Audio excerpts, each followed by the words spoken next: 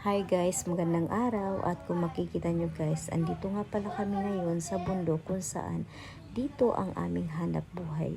At ayan nga pala guys, makikita nyo yung pagtanggal ko ng niyog sa mismong bao. At eto nga pala guys ay ang tinatawag na pagkukopra. So karamihan sa bundok, ganito yung ating mga ginagawang trabaho para lang kumita at makabili ng ating pang-araw-araw na mga pangangailangan. At kung makikita nyo guys, ganyang kahirap at kailangan pa namin itong ibaba. Sobrang layo guys ng aming mga pinupuntahan para lang maibenta itong ating kopra.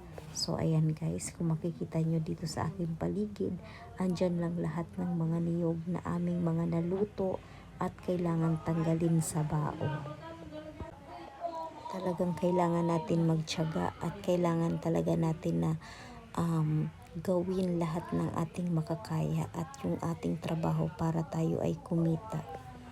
So ayan guys, maraming salamat po sa panonood.